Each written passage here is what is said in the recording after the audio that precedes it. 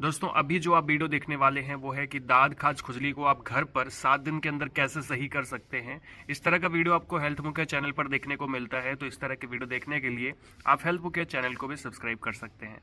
दोस्तों अभी गर्मी का सीजन आ रहा है और गर्मी के सीजन की वजह से पसीना होता है और पसीना आपके फोल्डिंग्स, स्किन की फोल्डिंग्स होती है, बॉडी की फोल्डिंग्स होती हैं, जैसे जांघ के पास में होती है, हाथ के पास में होती है, या फिर गले पे पसीना रुकता है जिसकी वजह से वहां पे गीलापन होता है और गीलेपन की वजह से फंगल इन्फेक्शन होने के चांसेस होते हैं। फंगल इन्फेक्शन को ठीक करने के लिए यानी दांत खाज खुजली को ठीक करने के लिए हम बहुत सारे उपाय करते हैं, बहुत सारी मेडिसिन लेते हैं जिसका कोई विशेष असर शरीर पर दिखाई नहीं पड़ता है। नमस्कार दोस्तों, मैं हूं नीरज राय, स्वागत है आपका हेल्थ मुखिया में। और आज के वीडियो में मैं आपको बताने वाला हूं बहुत सारी चीजों के बारे में जिसका उपयोग आप कर सकते हैं, जिससे आप जिसको यूज करके अपने फंगल इन्फेक्शन को पूरी तरह से ठीक कर सकते हैं। लास्ट में दोस्तों मैं आपको बताऊंगा एक प्रकार की क्रीम, एक ऐसी क्रीम जो कि एंटी फंगल यूज होती है, उसके बारे में। तो लास्ट तक वीडियो को जरूर देखिएगा। तो चलिए शुरुआत करते हैं वीडियो की और बात करते हैं अगर आपको फंगल इन्फेक्शन है तो उसमें आपको क्या क्या करना चाहिए। उससे पहले थोड़ी सी बातें हम लोग करेंगे फंगल इन्फेक्शन के बारे में।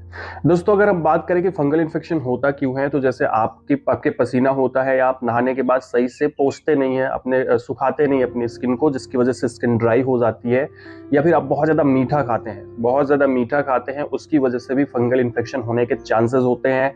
इसके अलावा जैसे आप कई बार दिन में नहाते हैं जिसकी वजह से आप सही से पोंछ नहीं पाते, या आप नहीं नहाते हैं जिसकी वजह से आपके बॉडी में गंदगी जम जाती है, बहुत सारे स्पोर्स आ जाते हैं फंगल के, या फिर त्वचा बहुत ज्यादा रूखी हो जाती है। तो इन सभी वजहों से आपको फंगल इन्फेक्शन हो जाता है। या फिर कई बार दूसरे से फैलता है, जैसे आप किसी का कोई चीज यूज कर रहे हैं, जैसे किसी का तौलिया यूज कर रहे हैं, किसी के कपड़े यूज कर रहे हैं, तो उसकी वजह से भी आपको फंगल इन्फेक्शन हो जाता है। अब दोस्तों अगर आपको फंगल इन्फेक्शन यानी दांत खाज खुजली है तो ऐसे में आपको रेडनेस दिखाई पड़ती है, गोल सा दिखाई पड़ता है, खास करके गले पे, कान के पीछे और जांघ के पास में जो फंगल इन्फेक्शन है होते हैं।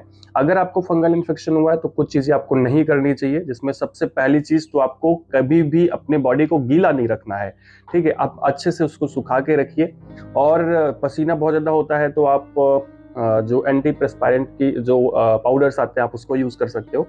इसके अलावा जैसे जो पसीना सुखाने के जो पाउडर्स होते हैं, इसके अलावा और भी आपको क्या करना है कि दूसरे की चीज कभी यूज नहीं करना है और दूसरे का साबुन नहीं यूज करना है। और वैसे भी अगर आपको फंगल इन्फेक्शन है तो आपको साबुन यूज करने से बचना चाहिए, क्योंकि साबुन जो होता है वो स्किन को बिल्कुल रूखा कर देता है, जिसकी वजह से खुजली होती है।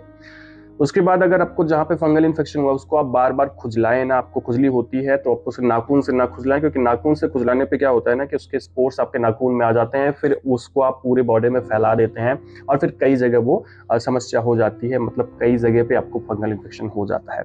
तो ये सारी बातों का ध्यान रखें जिससे आपका जो फंगल इन्फेक्शन है वो दूसरों तक ना फैले और अधिक ना फैले, ज्यादा ना हो जाए।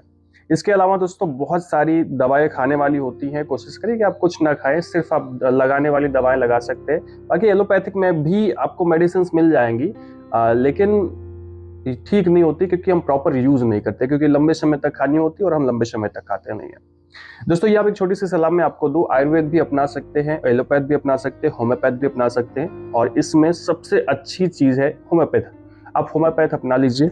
होम्योपैथिक मेडिसिन अपनाने पे क्या होगा ना कि होम्योपैथिक मेडिसिन आपको जल्दी तो नहीं सही करेंगे, लेकिन अगर आप 6 महीने दवा करेंगे तो आप कंप्लीटली, आप मतलब सीरियसली मैं बोल रहा हूँ कि आप बिल्कुल ठीक हो जाएंगे। लेकिन अब हम बात करते हैं घर के कुछ घरेलू उपाय और एक एलोपैथिक क्रीम के बारे में, जिसका यूज भी आप लोग कर सकते हैं। दोस्तों जब भी हमें इस फंगल इन्फेक्शन होता है तो वहां पे त्वचा रूखी हो जाती है, और रूखी होने की वजह से खुजली होती है, तो उसको नरम बनाए रखना बहुत जरूरी होता है। लेकिन कैसा नरम? वहां पे पानी नहीं होना चाहिए। तो यहाँ पे दोस्तों आप नारियल का तेल लगा सकते हैं जहां पे आपको फंगल इन्फेक्शन है, क्योंकि नारियल का तेल एज अ एंटी फंगल काम करता है और बहुत ही अच्छा होता है।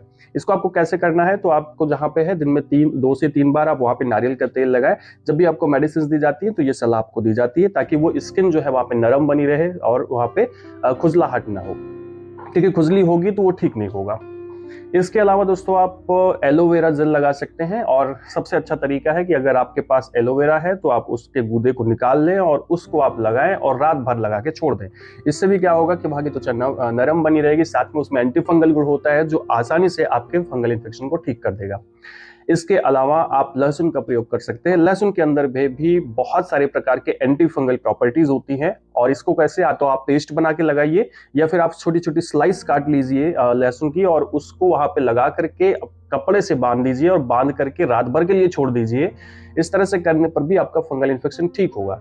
लेकिन साथ में दोस्तों आपको एक न एक एलोपैथिक मेडिसिन यूज करनी है, और वो कौन सी है तो आप कोई भी यूज कर सकते हैं, लेकिन सबसे ज्यादा पोटेंट की अगर मैं बात करूं तो आप लुलिकोनाजोल यूज कर सकते हैं। कोई ब्रांड ले लीजिए। लुलिकोनाजोल क्रीम जो होती है वो बहुत अच्छी एंटी फंगल मेडिसिन होती है, और ये आपको क्रीम होती है तो आपको बाहर से लगानी है, बाकी खाना कुछ नहीं है। तो दोस्तों इस प्रकार से आप एंटी फंगल चीजों को यूज करके अपने फंगल इन्फेक्शन को ठीक कर सकते हैं। अगर आपको कहीं दांत खाज खुजली है तो उसको ठीक कर सकते हैं। वीडियो आपको इन्फॉर्मेटिव लगा हो, अच्छा लगा हो तो चैनल को सब्सक्राइब करिएगा, वीडियो को लाइक करिएगा, दोस्तों के पास शेयर करिएगा। मिलते हैं नेक्स्ट वीडियो में। पूरा वीडियो देखने के लिए बहुत बहुत धन्यवाद।